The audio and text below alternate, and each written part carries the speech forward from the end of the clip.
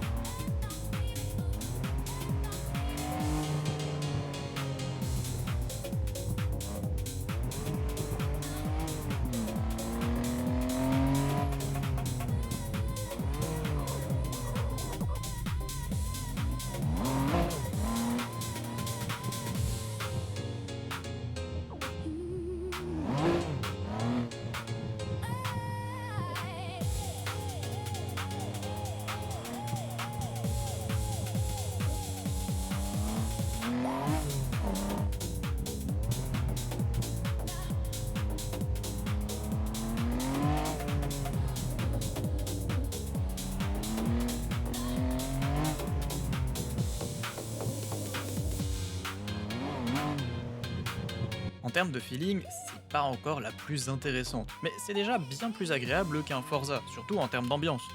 Mais ouais, le retour de force, la direction, c'est très spécial. On voit que le jeu n'est pas du tout pensé pour être joué au volant à la base. Si vous voulez vous faire votre propre avis sur le jeu, je vous laisse le lien du Patreon en description. On passe maintenant à la Skyline, une voiture un petit peu moins puissante mais beaucoup plus joueuse. Je sens qu'au volant par contre ça va être un calvaire. La GTO donne l'impression qu'on doit respecter une pièce de collection, alors que la Skyline, elle donne plutôt l'impression qu'elle aimerait finir sa journée enroulée autour d'un arbre. Et il y a de fortes chances que ça arrive. Avec celle-là, on va avoir tendance à vouloir la mettre en glisse, la pousser plus haut dans les tours. Mais vu la physique, je devrais quand même éviter. Après, ce serait extrêmement peu scientifique de ne pas vérifier.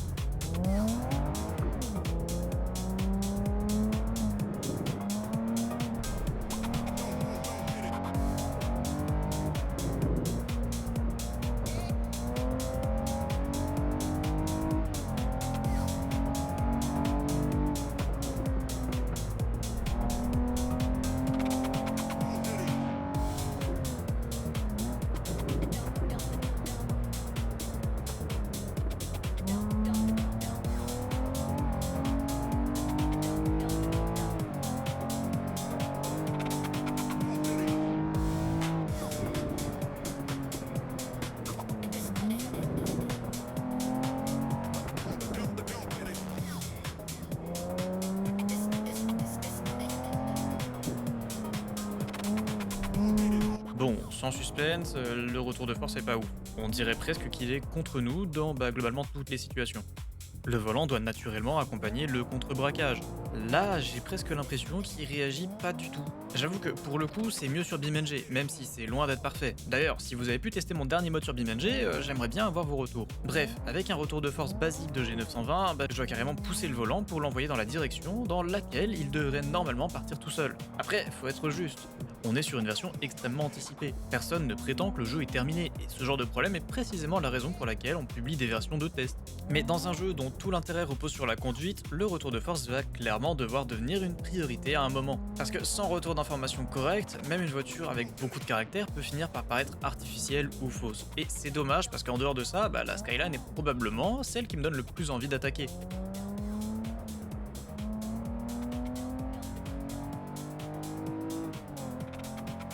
Et il nous reste la Subaru. Avec ses 4 roues motrices, elle devrait proposer quelque chose de complètement différent. La GTO demandait d'être propre, la Skyline donnait envie de la provoquer un petit peu, la Subaru, elle donne immédiatement beaucoup plus confiance, mais peut-être même un petit peu trop. Donc pour la peine, on va se mettre de nuit, puis on y va.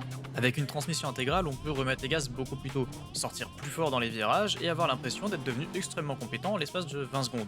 On peut réellement utiliser ses performances sans attendre une autoroute de 15 km ou une carte entièrement conçue autour des voitures modernes surpuissantes. Ici, 50 chevaux supplémentaires ne rendent pas automatiquement une voiture meilleure, ils peuvent même la rendre plus difficile à utiliser, voire juste dangereuse. Et ça change complètement la manière dont on les compare. La meilleure n'est plus nécessairement celle qui possède la vitesse maximale la plus élevée, c'est celle qui correspond le mieux à la route. Et justement, il manque un type de voiture qui aurait rendu cette comparaison encore plus intéressante, une Civic. Alors pas une Civic de 800 chevaux avec un turbo assez gros pour aspirer les feuilles en bord de route, juste une vieille Civic légère, en traction évidemment, qu'on doit garder dans les tours et placer correctement à l'entrée de chaque virage. Parce que, pour l'instant, on a des comportements différents, mais il manque encore une véritable traction. Sur un col étroit comme celui-ci, elle pourrait être moins puissante que toutes les autres et malgré tout devenir la plus intéressante. Et ce serait parfaitement cohérent avec tout l'intérêt du jeu.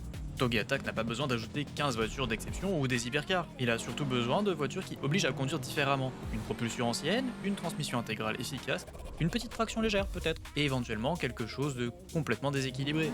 Là, chaque nouvelle voiture apporterait une vraie raison de refaire la même route, parce que c'est bien beau de dire qu'on n'a pas besoin de 1000 chevaux. Maintenant, il faut quand même choisir celle qu'on va garder. Et j'aurais tendance à dire que la Subaru est probablement celle qui correspond le mieux à l'idée de départ. Elle n'est pas extrêmement rapide, mais chaque virage demande de réfléchir, et sa puissance paraît parfaitement adaptée à la taille de la route. La Skyline possède davantage de caractère. C'est celle qui me donne le plus envie d'attaquer, même si le retour de force rend l'église beaucoup moins naturelle.